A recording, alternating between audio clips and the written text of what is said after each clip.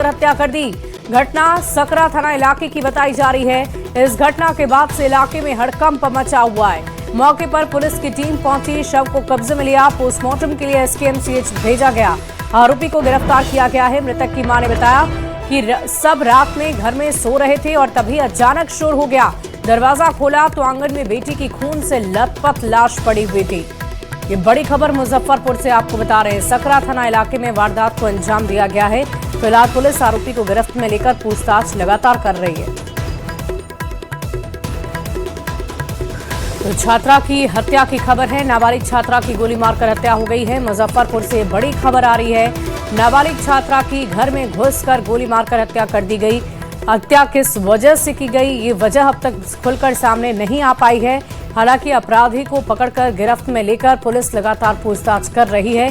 अलग अलग एंगल से जांच पड़ताल की जा रही है। दरअसल देर रात इस पूरी घटना को अंजाम दिया गया। घर में सभी लोग सो रहे थे और इसी दौरान नाबालिग की हत्या हो गई और खून से लथपथ लाश उसके घर के आंगन में पड़ी हुई थी, जिसके बाद लोगों को जानकारी मिली और शोर शुरू हो गया, जिसके बाद घर के लोग उठे और तब जाकर इस पूरी वारदात को लेकर पुलिस से शिकायत की गई। पोस्टमार्टम के लिए शव को भेजा गया है। जांच पड़ताल की जा रही है। नाबालिग छात्रा की गोली मारकर हत्या की खबर सामने आई है। मुजफ्फरपुर से ये बड़ी खबर आपको बता रहे हैं। घर में घुसकर अपराधियों ने गोली मार दी। और देखिए इस पूरी खबर की जानकारी के साथ न्यूज 18 संवाददाता प्रियांक सौरभ मुजफ्फरपुर से फोन लाइन पर हैं। क्या अपडेट है प्रियांक इस पूरी खबर को लेकर? जी, जो घटना हुई है सुबह सुबह देर रात की घटना है और फिलहाल जो है वो आरोपी को गिरफ्तार तो कर लिया गया है और पुलिस पूछताछ कर रही है। मामला कई एंगल से इसकी जांच की जा रही है। अब देखने वाली बात होगी कि मामला क्या कुछ निकल कर आता है, क्योंकि जो बच्ची है वह नाबालिग है और घर में घुसकर इस घटना को अंजाम दिया गया है, गोली मारा गया है। तो कहीं ना कहीं मामला काफी गंभीर है और ऐसे पुलिस इस पूरे मामले की जांच में जुट गई है। एफएसएल की टीम भी अब मौके पर पहुंचने वाली होगी। चलिए बहुत शुक्रिया प्रियांक हमारे साथ जुड़ने के लिए, तमाम जानकारी के लिए। तो ये बड़ी खबर आपको मुजफ्फरपुर से बता रहे थे, जहां घर में घुसकर हत्या की वारदात को अंजाम दिया गया है। नाबालिग की हत्या कर दी गई है। फिलहाल पुलिस आरोपी को गिरफ्त में लेकर पूछताछ कर रही है। तो मुजफ्फरपुर से ये बड़ी खबर आ रही है। नाबालिग छात्रा की गोली मारकर हत्या, घर में घुसकर अपराधी ने गोली मार दी। आपको बता दें कि ये देर रात घटना को अंजाम दिया गया है। सकरा थाना इलाके में इस वारदात को अंजाम दिया गया। घर के आंगन में ही नाबालिग की हत्या हुई और उसे वहीं पर शव को रखकर अपराधी मौके से फरार हो गए। हालांकि अपराधी अभी पुलिस की गिरफ्त में हैं। पूछताछ की जा रही है। आखिर क्या वजह रही, आपसी रंजिश थी, प्रेम प्रसंग का मामला था, आखिर क्या मामला था, हर एंगल से जांच पड़ताल की जा रही है। फिलहाल आपको ये बड़ी जानकारी मुजफ्फरपुर से दे रहे हैं, जहां सकरा थाना इलाके में वारदात को अंजाम दिया गया है। छात्रा की हत्या कर दी गई है। पुलिस ने आरोपी को गिरफ्त में लिया है। मुजफ्फरपुर में बेखौफ अपराधियों का तांडव लगातार जारी है। अगर मंगलवार के दिन की बात करें तो मंगलवार के दिन कई गोलीबारी की घटना से पूरा मुजफ्फरपुर जिला दहशत में रहा और देर रात एक और बड़ी घटना ने पूरे पुलिस महकमे में हड़कंप मचा दिया है, क्योंकि देर रात एक नाबालिग छात्रा के घर में घुसकर अज्ञात बदमाश ने उसे गोली भी मार दी। हालांकि अब बदमाश की पहचान हो गई है, उसकी गिरफ्तारी भी हो गई है।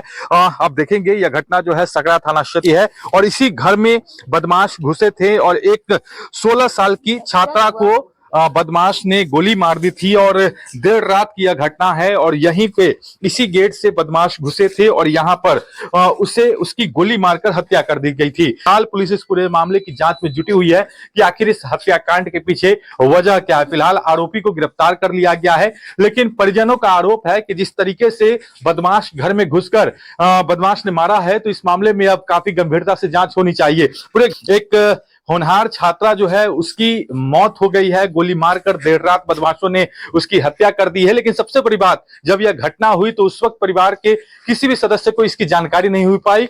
तमाम सदस्य जो है वह घर में सोए हुए थे, लेकिन देर रात जब इस बात को लेकर हल्ला हुआ, पुलिस पहुंची, उसके बाद परिवार के सदस्य जो घर में थे उन्हें जानकारी मिली और बाहर देखा तो यहीं पर उस छात्रा की जो है लाश पड़ी हुई थी और इसको लेकर जो है पुलिस पहुंची और उसके बाद पूरे मामले की जांच में अब जुट गई है। फिलहाल आरोपी को गिरफ्तार कर लिया गया है, वहीं मृतका उसके शव को पोस्टमार्टम के लिए एसकेएमसीएच भेज दिया गया है। मुजफ्फरपुर से न्यूज 18 के लिए प्रियांक सौरभ।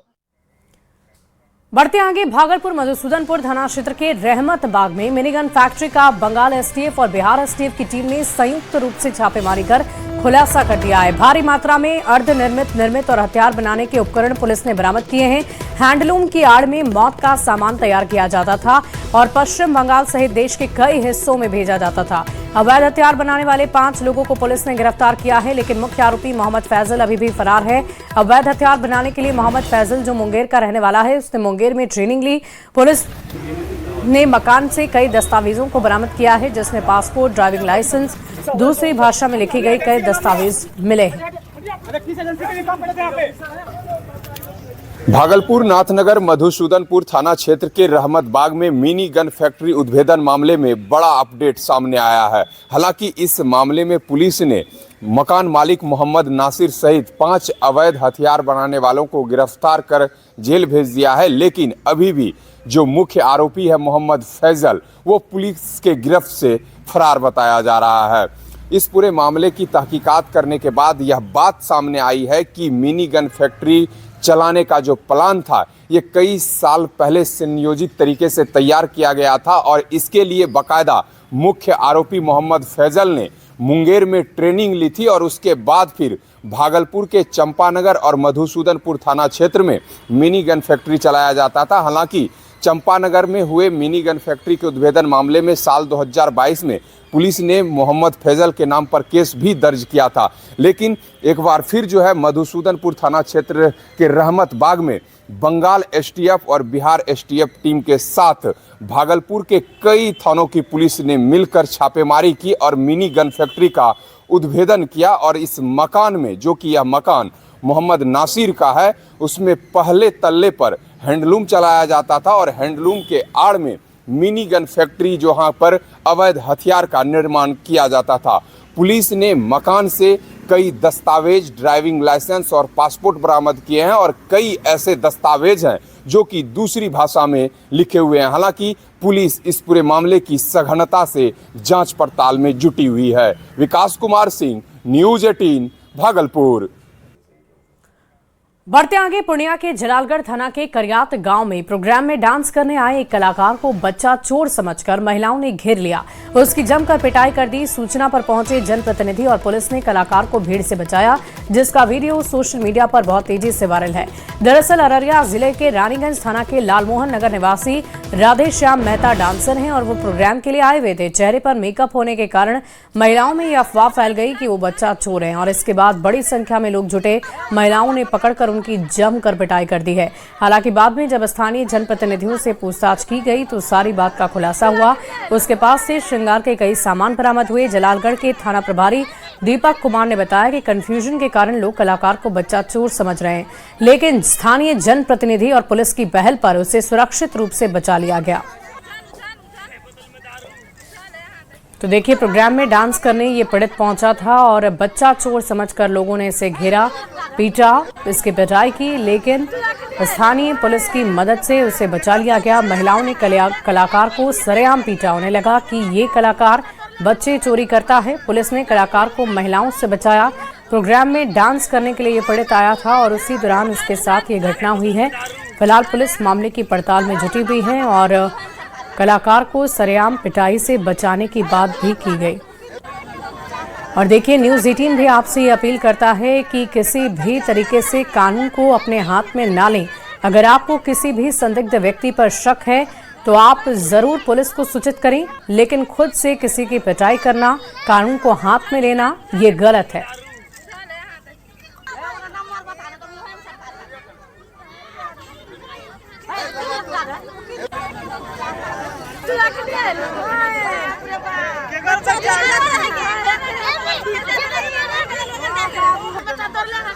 महिलाओं में कलाकार को लेकर गुस्सा नजर आया। पुलिस ने कलाकार को महिलाओं से बचाया है। कलाकार को बच्चा चोर समझकर पीटा है और इसीलिए पुलिसकर्मी मौके पर पहुंच गए और किसी भी तरह से कलाकार को बचा लिया। आप तस्वीरें देख रहे हैं, महिलाएं उस कलाकार को घेरे हुई हैं, हाथ में डंडा ली हुई हैं, उनकी पिटाई करने की कोशिश की गई। और देखिए, इस पूरी खबर की जानकारी के साथ पूर्णिया से न्यूज़ 18 संवाददाता कुमार प्रवीण हमारे साथ फोन लाइन पर हैं। प्रवीण, क्या जानकारी है, क्या था ये पूरा मामला? जी, एक कलाकार जो डांसर था राधेश श्याम मेहता, अररिया जिला के रानीगंज थाना क्षेत्र का रहने वाला था। वो अचानक अपने वेशभूषा में घूम रहा था, तो कुछ लोगों को ये शक हुई कि बच्चा चोर है, बच्चा चोर है। कुछ बच्चे डर गए, तो वो उन लोगों ने अपने घर में इस चीज की सूचना दी, तो महिलाओं ने उसे घेर लिया और पकड़ के मारपीट भी किया। हालांकि कुछ देर के बाद फिर स्थानीय जनप्रतिनिधि भी पहुंचे, पुलिस भी पहुंची, और जब काफी पूछताछ की गई तो ये पता चला कि नहीं, ये बच्चा चोर नहीं बल्कि ये एक डांसर है, कलाकार है, जो आसपास में कोई प्रोग्राम देने के लिए आए हुए थे और वो घूम रहे थे। इसी दौरान महिलाओं को ये शक हुआ और उन लोगों ने उन्हें पकड़ लिया। तो इसके बाद पुलिस और स्थानीय जनप्रतिनिधियों के पहल पर उसको छोड़ दिया गया। तो हाल के दिनों में ये देखा जा रहा है कि बच्चा चोर की अफवाह इस इलाके में काफी फैल रही है। इस कारण से लोगों में ये भ्रम हो गया था कि ये कहीं बच्चा चोर ही तो नहीं है, कि उनका जो हुलिया था और वेशभूषा था उसको देखकर भी लोगों को ये लगा कि बच्चा चोर है, और उनके पास से कुछ सामान भी बरामद हुआ। लेकिन बाद में जब तफ्तीश हुई और तो फिर ये पता चला कि नहीं, ये बच्चा चोर नहीं था, तो उन्हें छोड़ दिया गया। जी, बहुत शुक्रिया प्रवीण, हमारे साथ जुड़ने के लिए, तमाम जानकारी के लिए। बढ़ते आगे, फुलवारी शरीफ में कोचिंग सेंटर की छत से गिरकर छात्रा की मौत की गुत्थी सुलझ ही नहीं रही है, और छात्रा की मौत की गुत्थी जो है वो अब तक उलझी हुई है। क्राइम सीन को रिक्रिएट करने की कोशिश की गई, और इसी दौरान अब सवाल यही है कि क्या रिक्रिएशन से सुलझेगी मौत की गुत्थी। 12वीं की छात्रा की मौत की गुत्थी लगातार उलझी हुई है। छात्रा छत से गिरी या गिराई गई, पुलिस ने छत पर सीन को रिक्रिएट किया। अब तक मौत का राज नहीं खुला है। अब पुलिस कराएगा संदिग्ध व्यक्ति का नार्को टेस्ट और पॉलीग्राफी टेस्ट। सिटी एसपी ने इसकी पुष्टि कर दी है। ये बड़ी खबर आपको दानापुर से बता रहे हैं, जहां मौत की गुत्थी अब तक उलझी हुई है। छात्रा की छत के गिरने के बाद से रिक्रिएट किया गया, इस क्राइम सीन का रिक्रिएशन हुआ, लेकिन बावजूद इसके जानकारी अब तक खुलकर सामने नहीं आ पाई। पुलिस इस बात का पता नहीं लगा पाई है, एफएसएल की टीम इस बात का पता लगा नहीं पाई है कि क्या वाकई उस छात्रा ने आत्महत्या की थी या फिर उसे धक्का दिया गया, उसकी हत्या की गई। और देखिए इस पूरी खबर के जानकारी के साथ न्यूज 18 संवाददाता दानापुर से अमरजीत शर्मा फोन लाइन पर जुड़ रहे हैं। अमरजीत, क्या जानकारी है आपके पास? पुलिस अब किस दिशा में आगे कार्रवाई करने जा रही है? अब जो है दिशा थोड़ा बदलेगा, क्योंकि जो है जो रिक्रिएशन था डमी जो है बॉडी के साथ में जो है वो पूरा कर लिया गया है, और उसके पूरा होने के बाद भी जो है यह स्पष्ट नहीं हो पाया है कि ये आत्महत्या है या हत्या है। तो इसको लेकर के आगे का जांच जो है सिटी एसपी ने जिस तरह से बताया कि आगे का जांच किया जाएगा, और वो जांच होगा जो है नार्को टेस्ट और जो है पोलोग्राफी टेस्ट का। ये जो संदिग्ध जो है पकड़े गए थे, 4 लोग पकड़े गए थे, पूछताछ हुआ था, उन्हीं से ये जो है जांच करवाया जाएगा, और ताकि पता लग सके कि आखिर जो है छात्रा की मौत का राज क्या है। राज अभी नहीं खुला है कि आत्महत्या है या हत्या है। उसी की कोशिश की गई थी, की गई थी। 4 जो है डमी बॉडी को छत से गिराया गया था अलग अलग तरीके से, और उसका जो है एक विशेष तरह का कैमरा होता है, उस कैमरे से उसे शूट किया गया था, और ताकि जो है हर एंगल का जो है एक एक चीज पता चल सके कि किस तरह से छात्रा गिरी, किस तरह से छात्रा की बॉडी थी। तो ये सारा चीज जो है स्पष्ट इसमें नहीं हो पाया है, और अब जो है नार्को टेस्ट और जो पॉलीग्राफी टेस्ट है उसके तरफ पुलिस बढ़ेगी, अब सिटी एसपी ने जिस तरह से कहा है। जी, बहुत शुक्रिया अमरजीत, हमारे साथ जुड़ने के लिए, तमाम जानकारी के लिए। इस पूरी खबर पर आप लगातार नजर बनाकर रखें।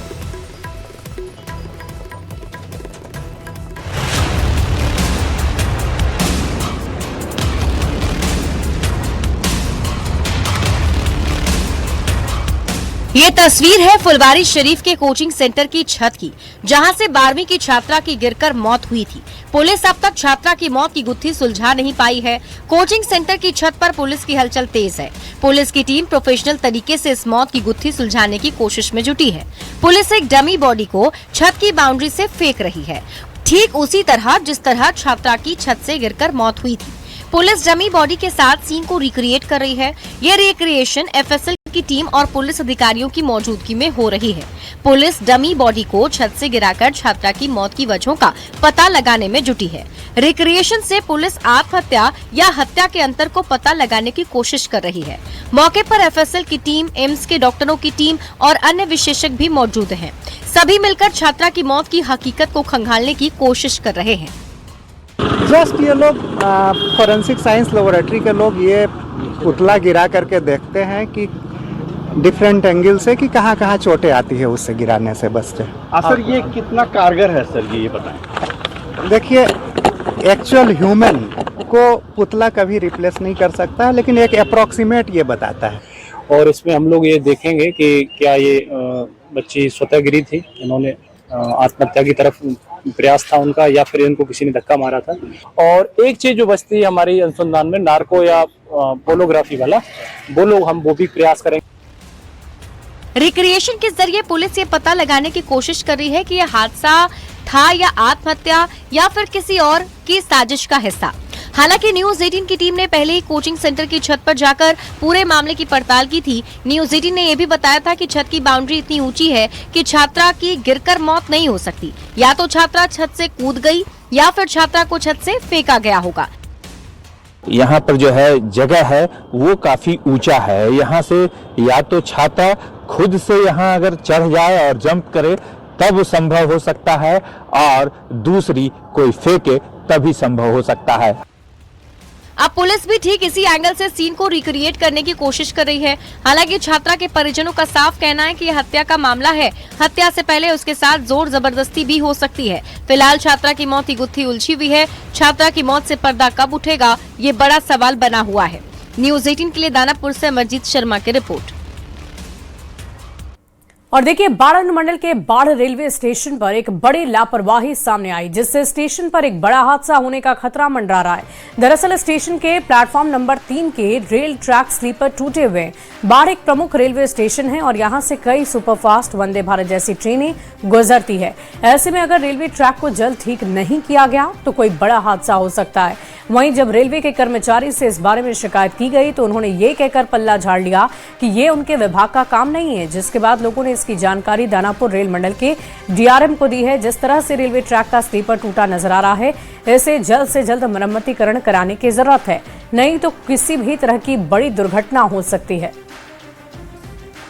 भैया आप झंडा ले खड़ा है, यहाँ ट्रेन गुजर रही है, यहाँ के स्थानीय लोगों द्वारा। उनका विभाग है तो बोल। किनका विभाग है ये? तो क्या आप उनको जानकारी नहीं दे सकते हैं? वो थोड़ी नहीं ड्यूटी हो रहा है, वो लोग का पेट्रोलमेंट थोड़ी नहीं। तो उसको पता है फिर भी ऐसा है। बढ़ते आगे, बिहार बोर्ड के मैट्रिक की परीक्षा चल रही है और इसी बीच मोतिहारी से एक खबर है। परीक्षा केंद्र पर एक शिक्षक को भी लोगों ने लेट आने पर प्रवेश ही नहीं दिया। ये मामला चकिया अनुमंडल के पीपरा में बने आदर्श परीक्षा केंद्र महावीर हाई स्कूल विद्यालय का है। शिक्षक परीक्षा सेंटर के अंदर प्रवेश करने की कोशिश कर रहे थे तो लोगों ने ही हंगामा कर उसे भगा दिया। लोग अपनी नाराजगी व्यक्त करने में लगे रहे और परीक्षा केंद्र के बाहर तैनात मजिस्ट्रेट से ही उलझ पड़े। तो मोतिहारी से ये बड़ी खबर आ रही है, शिक्षक को भी अंदर जाने से रोका गया। आपको बता दें कि परीक्षा केंद्रों के लिए बीएससीबी की तरफ से नियमानुसार सुबह 9 बजे तक ही आपको एंट्री मिल सकती है। और उसके बाद अगर आप वहां पर 1, 2, 3, 4 मिनट या 10 मिनट की देरी से पहुंच रहे हैं तो आपको एंट्री नहीं दी जा रही है। और इसी बीच छात्रों ने बहुत कोशिश की। कल परीक्षा का पहला दिन था कि किसी भी तरीके से वो गेट के अंदर प्रवेश कर पाए, लेकिन ऐसा नहीं हुआ। और आज जब शिक्षक भी लेट पहुंचे तो उनसे अभिभावक जो बाहर मौजूद थे वो उलझ पड़े और ये कहने लगे कि जब छात्रों को अनुमति नहीं मिलती तो शिक्षक आखिर अंदर कैसे प्रवेश कर सकते हैं। और वही तस्वीरें सोशल मीडिया पर वायरल भी हुई है। आप कहाँ ढुकाए हैं? आपको नहीं ढुकाना है। आप कहाँ ढुकाए हैं? आप ढुकाए कहाँ हैं सर? आप ढुकाए कहाँ हैं? नहीं नहीं, आप ढुकाए कहाँ हैं? आप ढुकाए कहाँ हैं? सर ना तो इनका गर्दन में कागज नहीं है। बढ़ते आगे, मैट्रिक परीक्षा के दौरान बिहार के अलग अलग परीक्षा केंद्रों पर परीक्षार्थियों के देर से पहुंचने की तस्वीर पहले दिन कई जिलों से निकल कर आई थी। कल नवादा के अभ्यास प्रोजेक्ट कन्या इंटर विद्यालय ज्ञान भारती सहित कई स्कूलों में परीक्षार्थी देर से पहुंचे थे, जिस कारण उन्हें परीक्षा में प्रवेश नहीं दिया गया। लेकिन आज तस्वीर बिल्कुल विपरीत नजर आ रही है। सभी परीक्षार्थी समय से पहुंचे हैं। मैट्रिक परीक्षा के आज दूसरे दिन परीक्षार्थी आज अपने अपने परीक्षा केंद्रों पर ससमय पहुंचे और कल हम आपको इसी सेंटर की तस्वीर दिखाए थे जहां पे 2 मिनट की देरी छात्राओं पे काफी भारी पड़ी थी और उन्हें परीक्षा केंद्र में घुसने की अनुमति नहीं दी गई थी।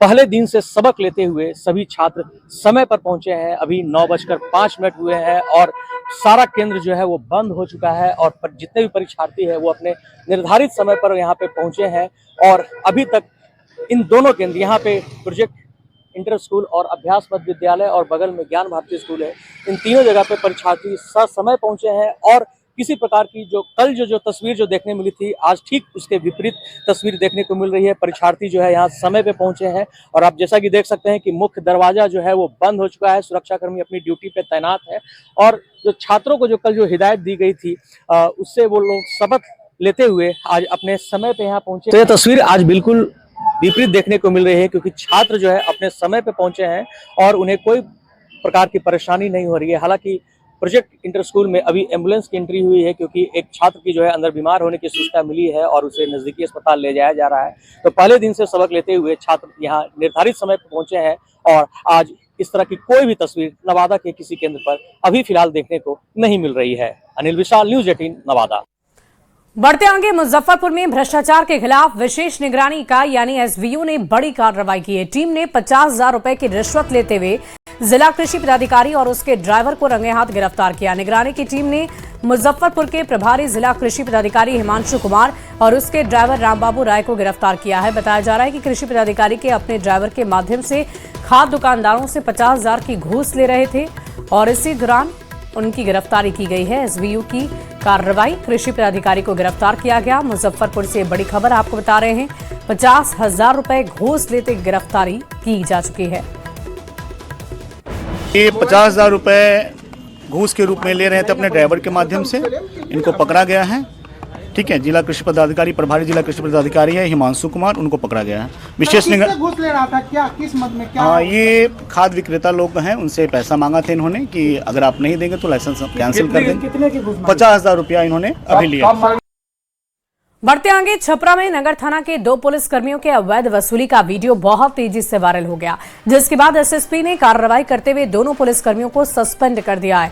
वायरल वीडियो में पुलिसकर्मियों ने एक लड़के को पकड़कर उससे 5,000 रुपए वसूलने की कोशिश की, लेकिन लड़के ने इस दौरान वीडियो बना लिया जो अब सोशल मीडिया पर वायरल है। इस कांड में शामिल पुलिस अवर निरीक्षक जगदीश शर्मा और कांस्टेबल इंदु कुमारी को निलंबित कर दिया गया है।